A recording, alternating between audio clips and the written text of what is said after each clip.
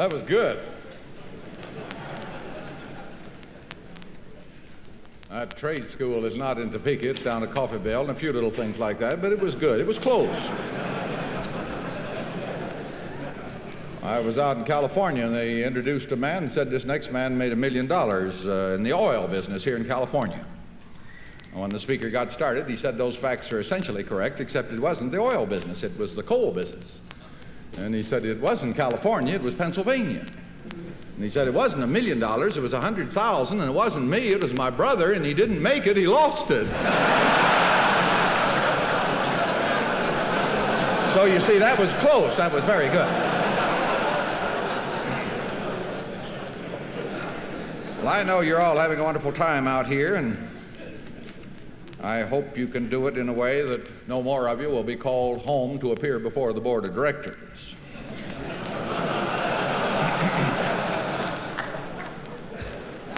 I'm supposed to be on a vacation. I take July and August, and I try to get down out of the air. I was telling the men this morning, my idea of a vacation is just to sit on something that isn't moving. A rock or anything else, and to throw the alarm clock away for a little while.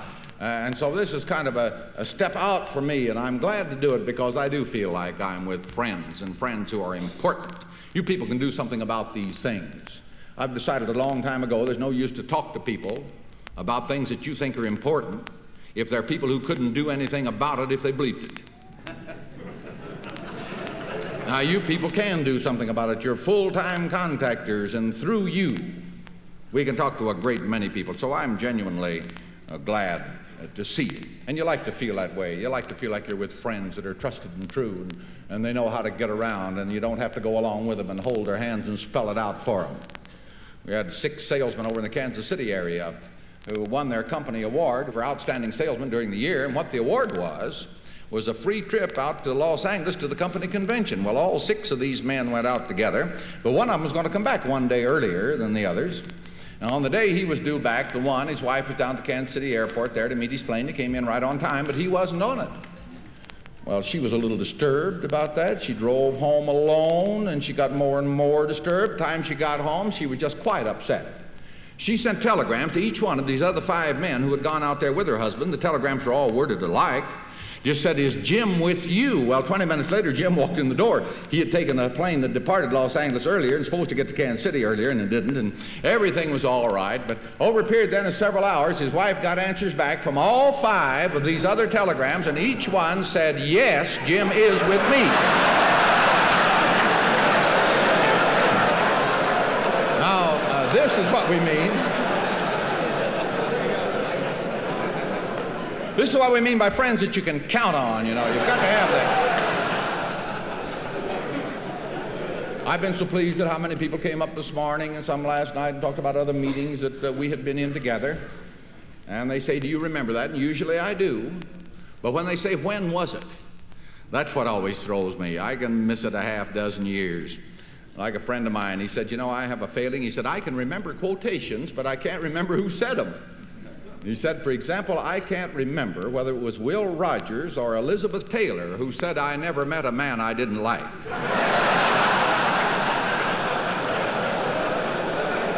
Well, I'm that way on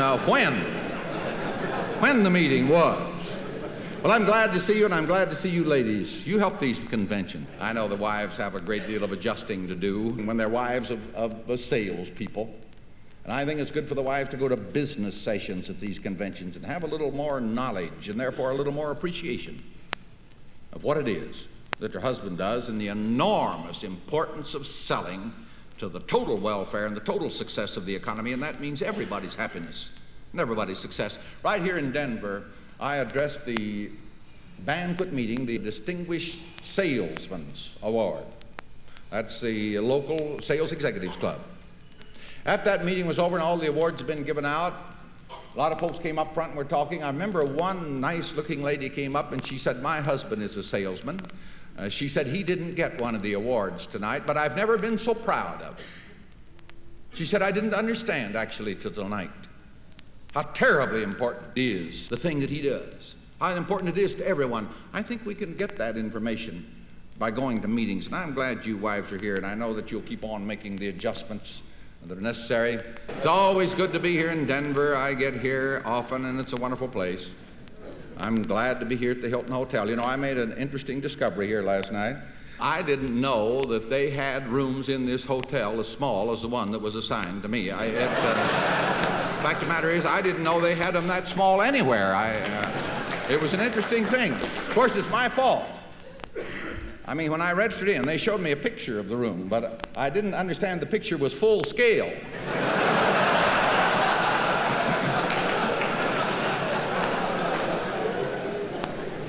My bed last night, I swear it was so bad that I had to get up several times during the night and sit in a chair to rest.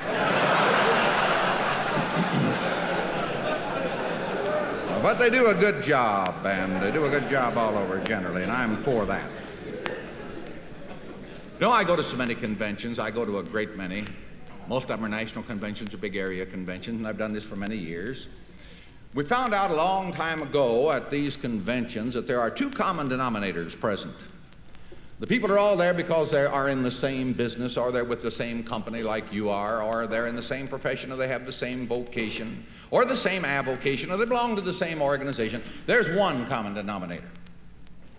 Then there's another common denominator always present. We are all citizens of America. Now, I know we have some Canadians present, and that's still America. We're all citizens of the United States or citizens of America. And that's the second common denominator. We call that one the frame around the picture. And we're finding out more and more that we've got to devote at least one session to a convention to talking about the frame. Because if that frame disintegrates, there aren't going to be any pictures. We're going to have to sell the whole thing. I talked to an insurance convention down at the Shoreham Hotel in Washington not long ago. And I said to those men, the best insurance salesman in the world couldn't sell insurance if the government's giving it away. You see, it makes a difference.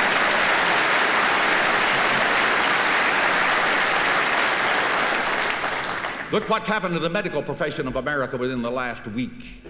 Now, it made no difference how much preparation and how much training a doctor got and how well equipped he got himself to be to serve his patients. Something happened outside the office that changed the rules almost completely. I remember when I talked about the insurance salesman, one man came up from a state where a senator's been very prominent in getting the Medicare bill through, and he thought I was criticizing his senator. I wasn't talking about Medicare. I wasn't talking about it at all. I told him I wasn't thinking about Medicare. I said if there's anything that I think less about than Medicare, it would be your senator. I have no interest whatever in that. I wasn't talking about Medicare.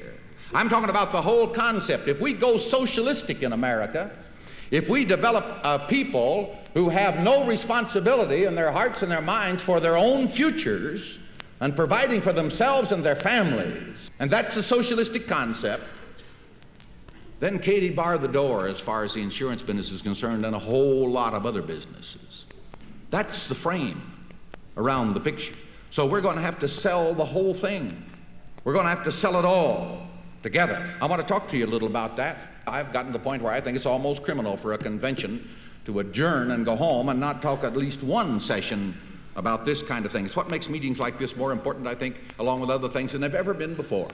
I don't believe there's ever been a time when it's so important for us to get together and hear the kind of things that you've heard this morning, that you heard yesterday, and know what we belong to and what we stand for, and go out here a little bit with a militant idea of preserving some of these things. I hope this convention will have that effect on you. I look back in my life, and there are certain days that I call milestone days, because they're days that changed my life. From that day forward, I did something differently, significantly differently than I had done it before.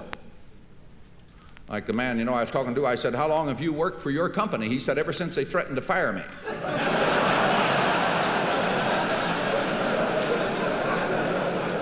Well, you see, there was a day in his life. From that day forward, he did something differently. I was down in Atlanta.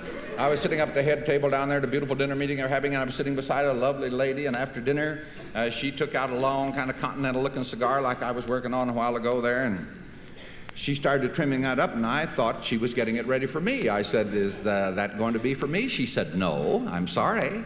And she said, I'm going to burn this one myself. And sure enough, she fired it up and was smoking it very gracefully, I thought. And I said, well, how long have you been smoking cigars? She said, ever since my husband found a cigar butt in my ashtray at home.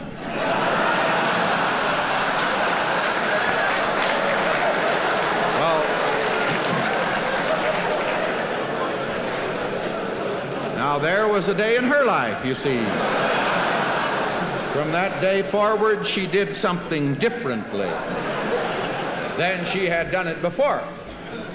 Floyd told you that I've been educated all over this country. I got a bachelor's degree over here in Kansas at a teacher's college. Went back and lived in New York and got a master's degree at Columbia and went out to California and lived there and got a doctorate degree at Stanford. Now, for the last quarter of a century, I've been living in the middle of this country and covering it all, I think increasingly just covering it like a blanket. And all of this has given me an appreciation of what it means to be a citizen of the United States. And I found out a long time ago that every section of America has its share of the good people. Every section of America has its own peculiar strength, and it makes its own distinct and definite and important contribution to this magnificent total that we call America. This is a good thing to remember these days. Quite some weeks back, I was in the Sheraton Cadillac Hotel in Detroit, talking with a man I know. He picked up a copy of the Detroit Free Press for that morning. There was an account that that day they were having in Detroit the funeral of the Detroit mother of 5 who was murdered down in Alabama doing civil rights work. And he said, that is a terrible thing. And I said, it certainly is. It's awful. It doesn't do any good to say the woman should have been home taking care of her own children. The fact is that there's no open season on people. We just can't murder people because they don't agree with us. He said, those people down there must be savages. I said, well, now, wait a minute. Let's talk about that one a little. I know these people. I've known them for a long time. I just gotten back from addressing the Alabama Education Association. We had 7,000 teachers there at Birmingham. The Selma teachers were there. The Montgomery teachers were there. I talked with some of the Selma teachers till nearly midnight that night. They're hurt. They're frustrated. They've been presented in a way that's terribly unfair, and there's not much that they can do about it. It's a bad situation. I said, I know these people. I said to him, you know, we have problems here in Detroit. I'm in Detroit often enough that I can say we. There's several places in this country that I can legitimately say we. I said, we're not doing too good here, you know. And I pointed out to him that just a few nights before, they'd had a city championship basketball game to decide the high school championship of Detroit. And after the game, there was an interracial fight in which 9 boys were stabbed seriously. Now, that was the climax of a long series of events that caused the Board of Education to decree that there would be no more night basketball game and night school activities for the rest of the year. The State High School Athletic Association had to move the state tournament out of Detroit, the regional tournaments. And I said to him, I don't happen to know of a single school in Alabama where they're afraid to have school activities at night. And I'll just expand that a little. I don't know of a single school south of the Mason-Dixon line where they're afraid to have school activities at night. Do you? He said, no. No, I don't. I reminded him that we have schools in Detroit that have to have policemen assigned to them every day. We have them in New York. I visited one over in the Bedford-Stuyvesant area. Has 3 policemen assigned to it every day. I don't mean they're out patrolling the streets outside the building. I mean they're inside patrolling the hallways, morning and afternoon, 5 days a week. That's their beat. Now, the same thing's true in some other places. Got the same thing in some other places. I said to him, we got that a lot of places, but not in Dixie. I just don't happen to know of a single school south of the Mason-Dixon line that's got a policeman in it or needs one. Do you? And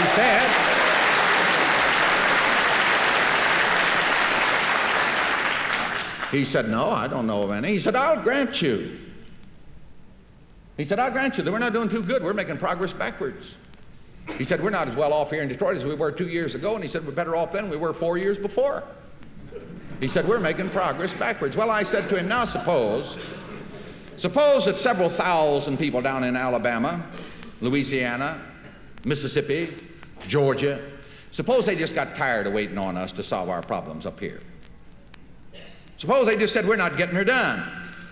And they descended on us up here in Detroit, several thousand strong, carrying signs demanding that we solve our problems and solve them immediately. Maybe Governor Wallace marching ahead, and they'd march right down through our main street here. I said, could you promise me that under those circumstances there would be no one hurt? Why, no, he said, I couldn't promise that. I said to him, could you guarantee that there would be no one killed? Why, no, he said, I couldn't promise that. He said, we got some violent people around here. He said, you know that just as well as I do. And I said to him, does that mean that the rest of us are savages? Well, he said, now I'm getting mad. I said, what are you getting mad about? He said, I always do when I run out of answers.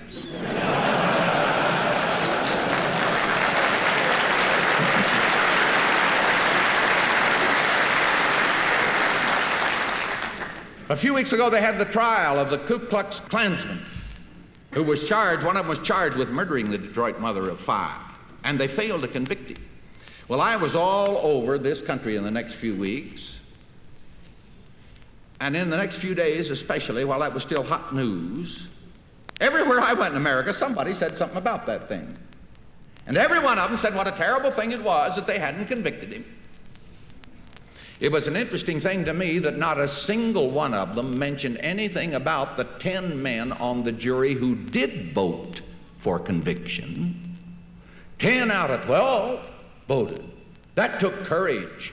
These are simple people. They're farmers, they're mechanics, they're not used to pressure like that. Worldwide attention and pressure on them. 10 of them stood up and were counted. And when that trial was over, they had a television interview. One of these men, a farmer, humble man. And he said on the nationwide hookup, he said, I guess that defense lawyer thought we on the jury were awful stupid. He said he kept talking about what a terrible thing it was that the FBI undercover man who had testified in this case had broken his oath to the Klan. Now, he said breaking an oath, I guess, is a bad thing, not good. But he said that wasn't what the trial was about. He said the trial was to determine whether or not the defendant had committed murder. And I thought the evidence showed beyond all reasonable doubt that he had. So I voted guilty. Why, Blackstone couldn't have explained that any better. Why, when the Lord himself selected 12, he got one bad one. You know that? Down in Lowndes County, Alabama, they just got 2 when they impaneled that jury. I'm saying to you, let's think about the 10. Let's not always talk about the 2. Let's talk about the 10. They're there. Every section of America has its share of good people. And this is a great time to remember how much greater are the things that unite us in a wonderful country like this than are the things that tend to divide us. And people like you, representing a national organization with coherence, you can help a situation like this. You can help people to remember these things that are basic. Now we're going to have to do something about it. I was up in Hartford. There's a monument up there. And I'm sorry that it isn't in front of your insurance building somewhere, but this happens to be in front of one of the competition's buildings. Here is this monument called the Safe Arrival. It's a statue. Here's a pioneer. He's down on his knees praying, and beside him is his little girl holding the family Bible, and back of them, the mother holding the baby. Here's this family just arrived, and on that statue is this inscription: the power that brought us here sustains us still. I'd like to remind you that the power and the faith that brought us here, that made America what it is now, sustains us still, provided we sustain those things that are basic, provided we understand them. This is the problem in America. We don't inherit these things in our bloodstreams. We've got to quit assuming that the American people understand Americanism because they're born here. You see, you don't. When you're born, you don't understand anything at all. You aren't even preconditioned to learn one kind of thing more readily than another. These things have to be taught. They've got to be sold.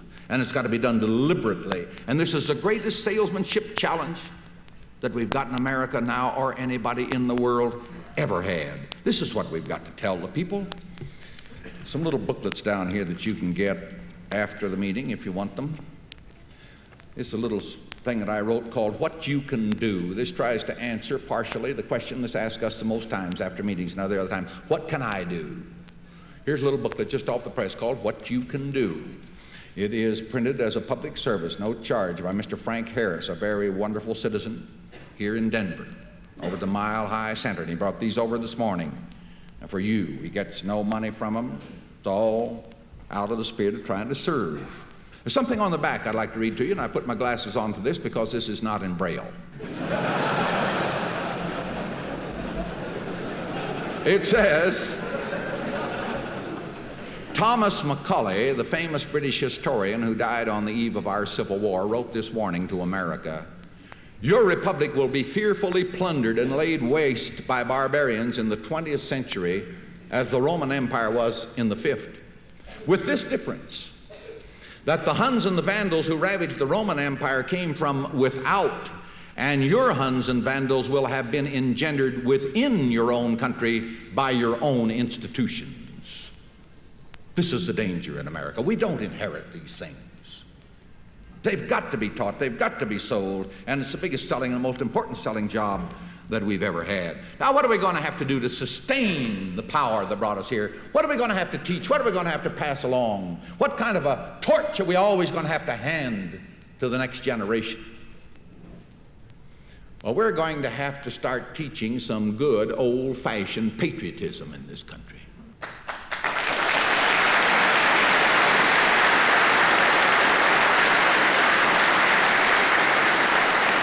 We're going to have to remind ourselves and our young people that loving your country isn't corny, that you can be sophisticated and still love your country.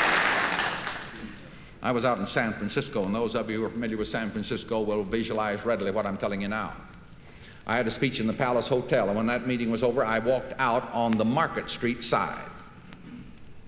And here came a line of beatniks. They called themselves Young Socialists. I had to look twice before I noticed there's some girls in the crowd. They all looked alike. And they were carrying signs, bring the American murderers back from Vietnam. Stop American aggression.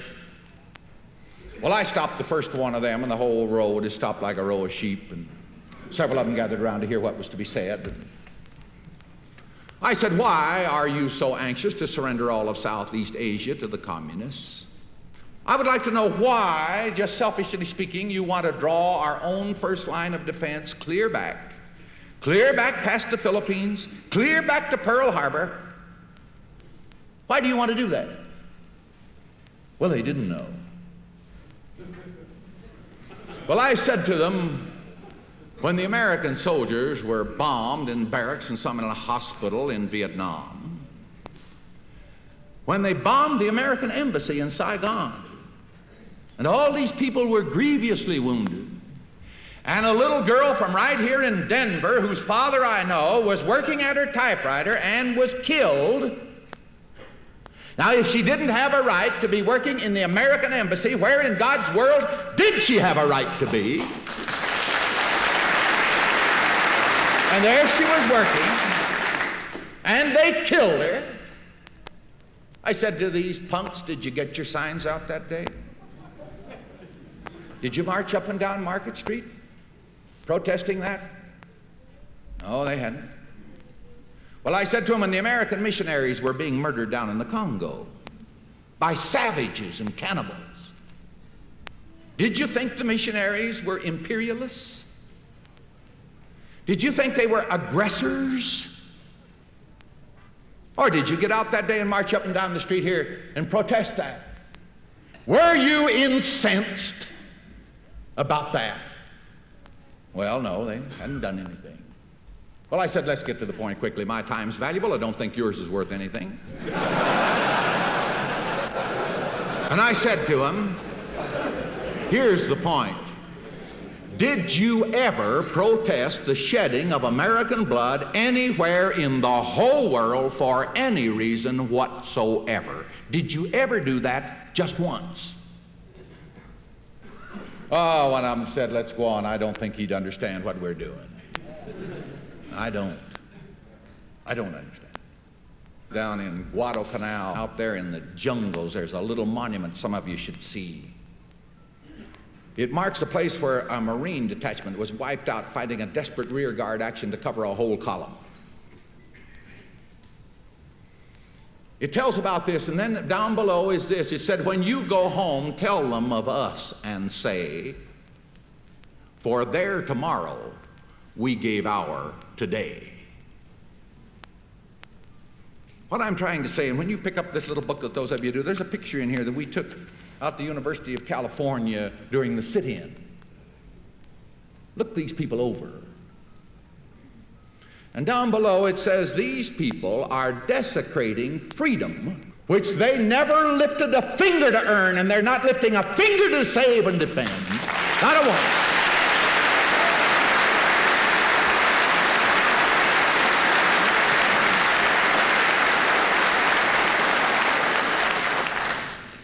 And this country's freedom wasn't won. We try to point out, we're going to have to remind people, I mean it deliberately. We're going to have to remind them. I reminded some young people the other day, those people in Guadalcanal had as many years ahead of them as they had. They had as much right to live and as long to live. This freedom that these people enjoy, the young people and all the others, was bought with blood, not poster paint. You don't buy freedom with poster paint. It takes some guts and it takes some courage. And the least thing anybody could have over that would be some gratitude. So we're going to have to talk about this. We're going to have to sell them. We're going to have to stand up and be counted.